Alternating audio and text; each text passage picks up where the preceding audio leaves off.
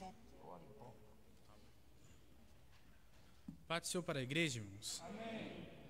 Motivo de muita alegria estarmos reunidos para adorar o nome do Senhor Jesus Cristo. Vamos abrir as nossas Bíblias na carta de Paulo aos Colossenses, capítulo de número 1. Carta de Paulo aos Colossenses.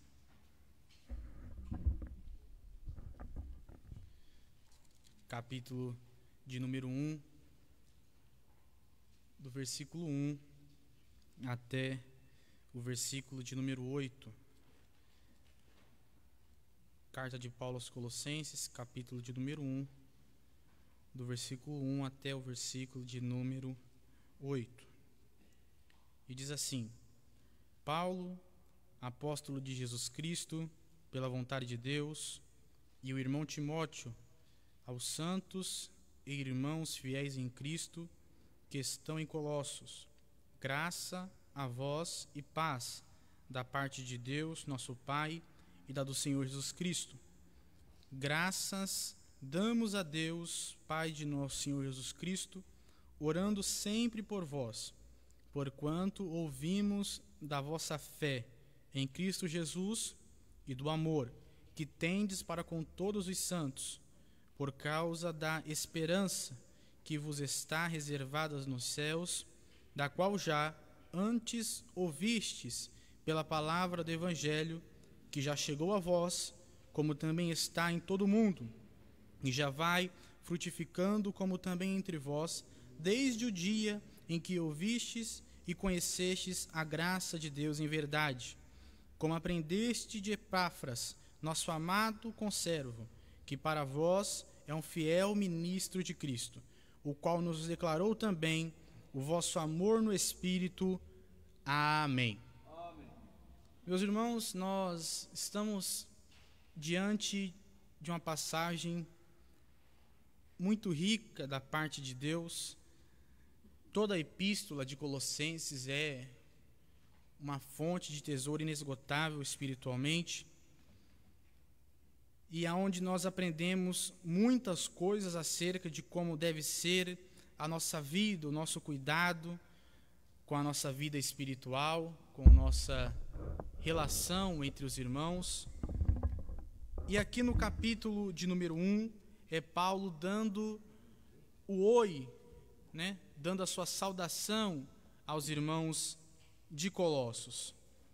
Colossos era uma igreja que Paulo propriamente não foi até lá, mas ele foi até perto.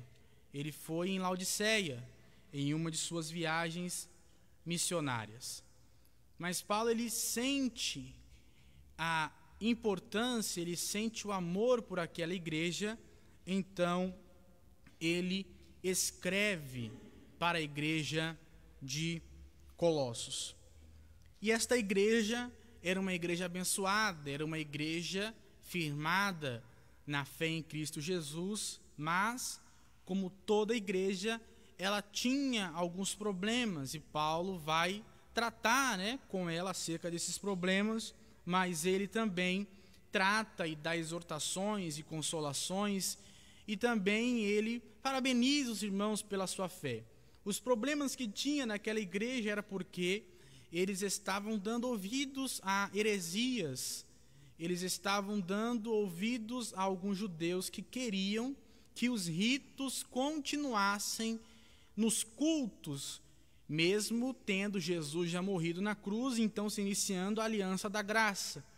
Então Paulo escreve esta carta não no sentido de brigar com aqueles irmãos, aqui na minha falta de palavra melhor, mas ele escreve essa carta para falar desse assunto, para que os irmãos não dessem ouvidos àquelas heresias, para que os irmãos permanecessem na fé em que eles outrora tinham sido chamados. E no versículo de número 1, Paulo, ele começa a sua carta aos irmãos de Colossos dizendo: Paulo, apóstolo de Jesus Cristo, pela vontade de Deus, e o irmão Timóteo. Então Paulo, como em todas as suas cartas, nós vamos ver, ele primeiro se apresenta não só Paulo, como também Tiago, Judas, e ele diz: Paulo, apóstolo de Jesus Cristo, pela vontade de Deus. Então Paulo, ele se apresenta aos irmãos ali de Colossos, dizendo: olha, eu sou Paulo e eu sou apóstolo de Jesus Cristo. Eu trabalho para Jesus Cristo. Eu sirvo a Jesus Cristo. No seu 4º capítulo da 2ª carta aos Coríntios, Paulo vai tratar sobre o seu maior interesse nos seus assuntos. E qual era o maior interesse de Paulo? Jesus. Então Paulo, ele começa essa carta aos Colossenses dizendo: eu sou apóstolo de Jesus. E ele continua dizendo: pela vontade de Deus.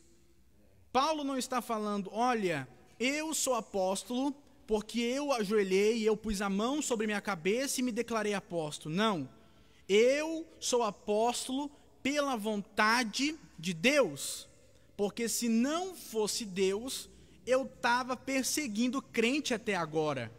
Mas no meu caminho para Damasco, eu tive um encontro com Jesus e a minha vida foi mudada. Todos nós que estamos aqui somos servos de Jesus pela vontade de Deus.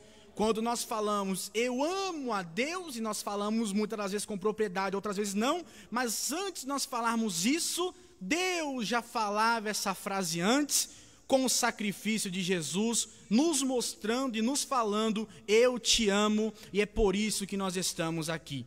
Então Paulo, ele diz: eu sou apóstolo de Jesus Cristo pela vontade de Deus. Não foi o homem, não foi o meu amigo, não foi o meu dinheiro, não foi a minha influência, mas a vontade de Deus me trouxe até aqui, e é por isso que eu digo a vocês.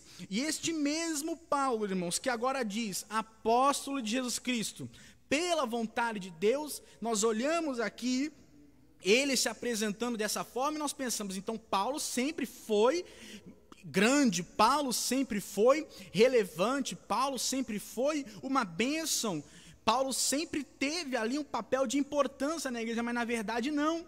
E quando nós olhamos, eu já falo aos irmãos, nós vamos ver na Bíblia isso, e quando nós falamos sobre isso com uma pessoa pragmática, o que é uma pessoa pragmática? É uma pessoa que ela vive de resultados. Então, se 5 mais 5 é 10, se der 11, está errado. Ela diz: se eu plantar laranja e tem que nascer em agosto e nasce em setembro, então está errado. Então, uma pessoa pragmática é uma pessoa que vive de resultados. Então, se uma pessoa pragmática, assim, aleatoriamente ou apressadamente, olha para a vida de Paulo, lá no começo da sua vida ministerial, fala: Paulo não foi chamado por Deus. Paulo não foi um homem que foi Deus que escolheu. Paulo não vai ser grande.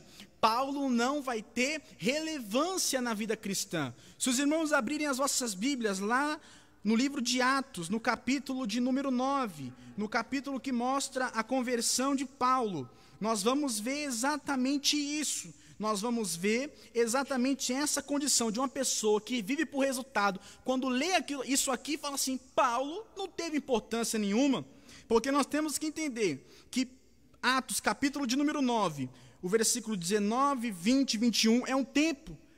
Para o versículo 22 se passam 3 anos, porque Paulo, quando se converteu, ele não foi direto para Jerusalém, mas ele passou 3 anos com Cristo na Arábia, aprendendo de fato que é o evangelho que ele transmite nas epístolas paulinas, a saber também Colossos. E olha o que diz: quando Paulo de fato volta para Jerusalém, ele começa a pregar aos judeus e aos helenistas, aos gregos, mas esses homens queriam matar Paulo, esses homens queriam acabar com Paulo, mas Paulo pensava: não, eu vou continuar, eu vou ficar aqui, porque eu não sou qualquer um. Eu, além de ser salvo, eu aprendi aos pés de Gamaliel. Eu, além de ser salvo, eu sei a lei. Eu sou um homem cheio do conhecimento. E no versículo de número 30 nós vamos ver: sabendo, porém, os irmãos, sabendo que os gregos e os judeus queriam matar Paulo, sabendo, porém, os irmãos o acompanharam até Cesareia e o enviaram para Tarso. Então Paulo volta dali do seminário com Cristo na Arábia, e ele pensa, pronto, eu já era inteligente, agora eu tenho a graça de Deus, meu Pai amado, eu vou tomar o lugar de Tiago no concílio de Jerusalém. Paulo pensa assim. Quem é que humanamente não pensa assim? A pessoa tem a graça, a pessoa tem a inteligência, a pessoa tem o conhecimento, fala, aonde eu chegar, eu vou gerar resultados, aonde eu chegar, a graça de Deus vai me abençoar. E quando nós olhamos uma pessoa boa, que tem tudo para dar certo, dá errado, a gente pensa, meu Deus, o que será dessa pessoa? Por que nós falamos assim? Porque nós olhamos com a ótica humana. Mas aí olha o que diz. Ele falou assim, olha, os irmãos estão, os povos estão querendo te matar, Paulo. Você vai ser mandado de volta para Tarso. Aí no versículo 31, assim pois as igrejas em toda a Judéia e Galiléia e Samaria tinham paz e eram edificadas e se multiplicava, andando no temor do Senhor e na consolação do Espírito Santo. Irmãos, imagina o tapa que foi no ego de Paulo. Paulo estava pensando, eu sou relevante, eu sou uma pessoa importante, eu sou uma pessoa inteligente, eu sou uma pessoa usada, Deus falou que eu vou ser muito importante, e ele vê ali o povo querendo matar ele relutando, ele vai embora. Quando ele vai embora, a igreja começa a crescer. Aí ele pensa, irmãos, como qualquer um de nós pensávamos, iríamos pensar o quê? Eu não sirvo, Deus não me quer, Deus, eu não tenho chamado, eu não tenho uma vocação, porque nós pensamos que tudo que é de Deus, toda a vontade de Deus vai dar certo para nós humanamente falando, mas tem vezes que não, tem vezes que tudo dá errado e no final dá certo. Vê lá nos últimos capítulos, Atos 27, quando tem um naufrágio, o povo remando, e Paulo falava assim, olha, Deus fala para Paulo, olha Paulo, não vai sobrar nada, eu vou destruir todo o navio, mas nenhuma alma vai se perder. Quem olha de fora, olha, meu Deus, o navio está despedaçado, o navio está encalhado, o navio não tem mais jeito, vai morrer todo mundo, mas não morreu ninguém. Diferentemente de Jonas, quando Deus chamou ele para pregar em Nínive, ele não quis pregar porque ele sabia que se pregasse havia chance de arrependimento. Ele desce até o porto, está tudo certo, ele compra passagem para o navio, está tudo certo, ele entra no navio, está tudo certo, o navio zarpa, está tudo certo, de repente no meio da viagem Jonas tem que ser jogado no mar. Por quê? Porque Deus não faz conforme a ótica humana. Talvez você está trabalhando, ralando, orando, e Deus não vai fazer frutificar. Por quê? Porque Ele sabe o que faz. Ele sabe o que faz. O nosso mal é achar, tudo que eu pôr minha mão, Deus vai prosperar. Tudo que eu pôr minha mão, Deus vai abençoar. Amém se Ele o fizer. Mas se Ele não fizer, não murmure, não questione, porque lá na frente Ele sabe o que faz e Ele sabe aonde Ele vai te abençoar. Então Paulo, esse homem de Deus, no começo ele sofreu.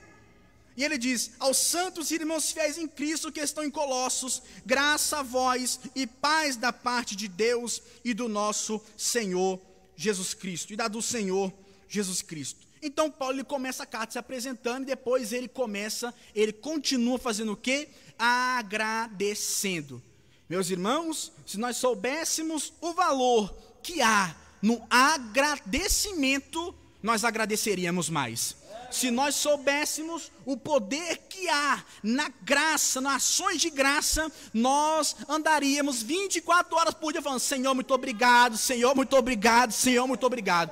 Um exemplo só, quando Jesus está lá, aquela multidão, ele pergunta, cadê pão, cadê peixe? Não tem, só tem 5 pães e 2 peixes. Ele levanta, agradece e quando desce, toda a multidão foi alimentada. Nós temos que agradecer, porque muitas das vezes nós temos o hábito de reclamar, e muitas das vezes nós reclamamos errado, e nós falamos aqui como todo mundo é passível de erro. Quer ver um exemplo? Nós sempre brigamos com quem?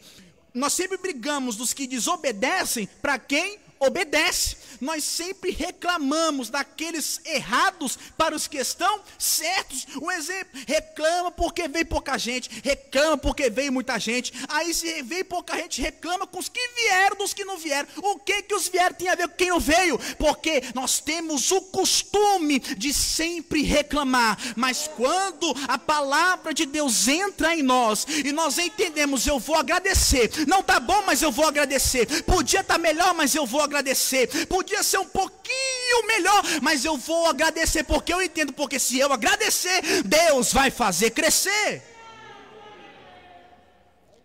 Não é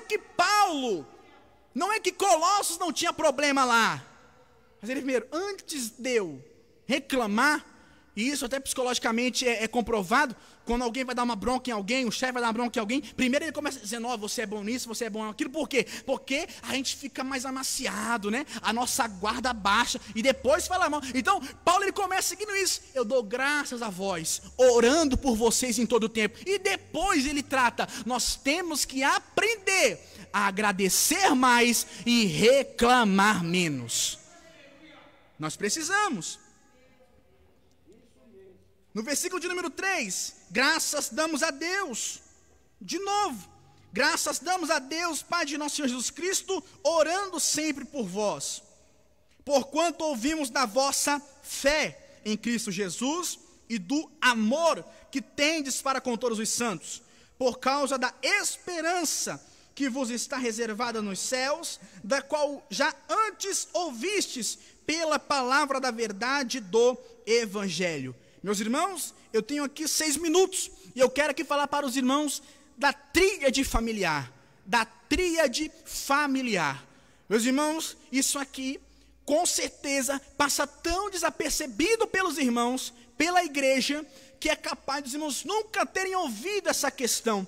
E o que é a tríade familiar na igreja? É o que nós lemos, é a fé, é o amor e é a esperança. Nós vamos ler algumas passagens, eu vou ler, os irmãos acompanham, anota a referência e leia na sua casa, sobre passagens na Bíblia, que falam dessa tríade familiar, esperança, fé, esperança e amor. Fé, esperança e amor. Quem puder, então, quem acompanhar, abra aí em Romanos capítulo 5, do versículo 1 até o versículo de número 5. Nós vamos ler as passagens que diz sobre fé, esperança e amor.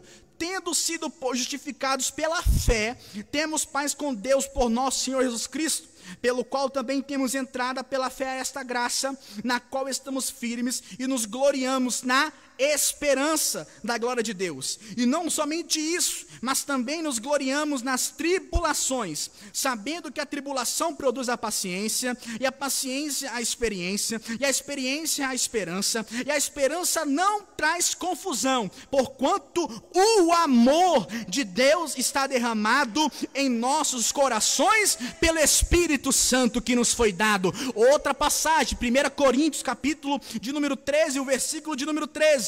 Agora, pois, permanecem a fé, a esperança e o amor. Estes 3, mas o maior destes é o amor. E os irmãos anotem aí para ler lá em casa, Hebreus capítulo 10, versículo 22 ao 24, e 1 Pedro capítulo 1, do versículo 21 ao versículo 22. Agora nós vamos ver passagens na Bíblia que vai falar de fé, amor e esperança. Fé, amor e esperança. 1 Tessalonicenses, capítulo de número 1 e o versículo de número 3. Lembrando-nos sem cessar da obra da vossa fé, do trabalho do amor e da paciência da esperança em nosso Senhor Jesus Cristo, diante de nosso Deus e Pai.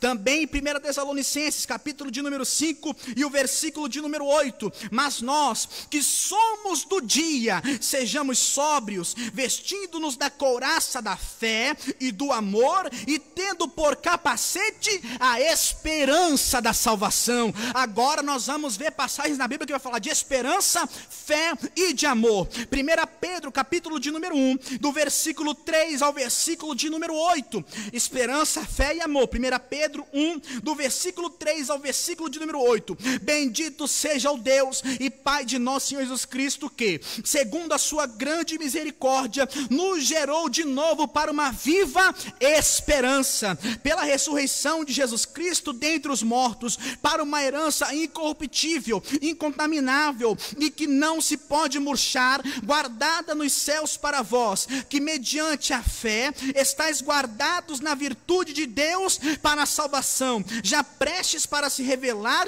no último tempo, em que vós grandemente vos alegrais, ainda que agora importa, sendo necessário que estejais por um pouco contristado com várias tentações, para que a prova da vossa fé, muito mais preciosa do que o ouro que perece e é provado pelo fogo, se ache em louvor e honra e glória na revelação de Jesus Cristo, ao qual, não havendo visto, amais, no qual, não o vendo agora, mas crendo, vos alegrais com gozo inefável e glorioso. Meus irmãos, agora passagens que vai dizer da tríade familiar com amor, esperança e fé. Efésios, capítulo de número 4, do versículo 2 ao versículo de número 5, com toda a humildade e mansidão, com longanimidade, suportando-vos uns aos outros em amor, procurando guardar a unidade do Espírito pelo vínculo da paz. Há um só corpo e um só Espírito, como também fostes chamados em uma só esperança da vossa vocação, um só Senhor, uma só fé, um só batismo. Aí em Hebreus, capítulo de número 6, do versículo 10 ao versículo de número 8, de número 12, porque Deus não é injusto para se esquecer da vossa obra e do trabalho e do amor que para com seu nome mostrastes, enquanto servistes ao santo e ainda servis, mas desejamos que cada um de vós mostre o mesmo cuidado até o fim, para a completa certeza da esperança, para que vos não façais negligentes, mas sejais imitadores dos que pela fé e paciência herdam as promessas. Meus irmãos, se nós estamos aqui nesta igreja no dia de hoje, com todo esse caos que há no mundo, é porque nós estamos firmes na fé, no amor e na esperança. E assim nós continuaremos firmes na fé que dias melhores virão para nós, na fé que Deus cuida do seu povo, na fé que um dia tudo voltará a um novo normal, mas voltará no amor de amar uns aos outros, porque tem alguém que está passando necessidade e nós teremos amor para cuidar destes, e na esperança de que tudo isso é passageiro. A pandemia não, a nossa vida é passageira e um dia nós iremos para o céu. Essa é a nossa maior esperança. A fé, a esperança e o amor. Aí alguém pode dizer, como infelizmente já ouvi falar, que os irmãos só falam de Paulo, só prega Paulo e Jesus. Irmãos, Jesus foi o que mais deu exemplo da tríade familiar, porque as suas pregações eram sobre fé, o seu exemplo era de amor e na sua mensagem havia esperança. Mas rapidamente, Evangelho de João, capítulo de número 11. Evangelho de João, capítulo de número 11. Aqui nós vamos ver o próprio Cristo em uma situação real, demonstrando a tríade familiar, cuidando de uma família. Vai falar da ressurreição de Lázaro. O versículo 5 diz: ora, Jesus amava a Marta e a sua irmã e a Lázaro. Meus irmãos, Jesus não mudou, porque a Bíblia diz que nele não há sombra de dúvida e nem de variação. Se ele amou Marta, se ele amou Maria, ele também nos ama. Versículo de número 36, do versículo número vai dizer: disseram, pois, os judeus, vede como o amava. Amava quem? A Lázaro. Amava Marta, amava Maria e amava Lázaro. Lázaro estava morto, mas ele amava. Talvez você olhe para alguém dentro da sua família que você diz, aquilo ali já está morto, mas Jesus ainda ama. No versículo de número 11, vai dizer: assim falou, e depois disse-lhes: Lázaro, o nosso amigo,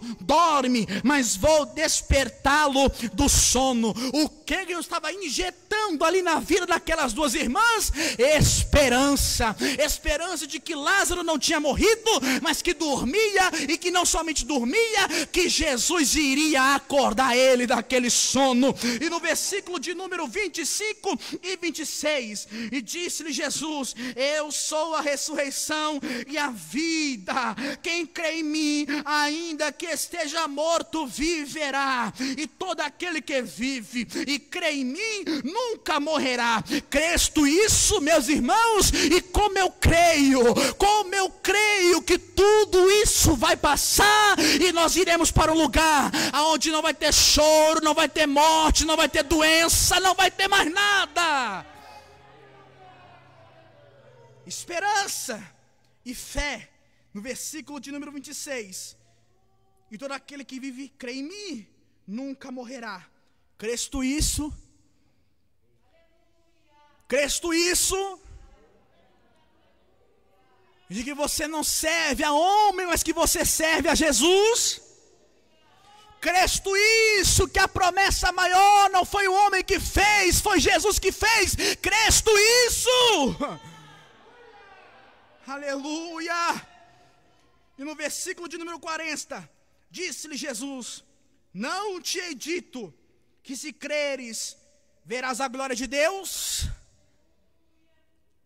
Se creres, verás a glória de Deus. Quando o assunto é fé, irmãos, quando o assunto é acreditar que Deus possa fazer o impossível, não é com Jesus, é com a gente. Lembra do pai daquele menino lunático? Os discípulos não conseguiram resolver, então o pai fica bravo. Então quando Jesus chega, ele já não tem mais esperança, ele fala assim: se tu podes, faz alguma coisa. Jesus devolve na mesma moeda: se tu podes não, se tu crês, porque tudo é possível ao que crê. Não é questão se eu posso ou não posso. Eu abri o mar vermelho, eu fiz roupa crescer, eu fiz sandália crescer, eu fiz água sair da rocha, eu fiz maná cair. A questão não é se eu posso, a questão é se você crê. Se você crê, Deus fará maravilhas. Nós continuaremos com pandemia, sem pandemia, na tríade familiar, na fé, na esperança e no amor. Deus abençoe os irmãos em nome de Jesus.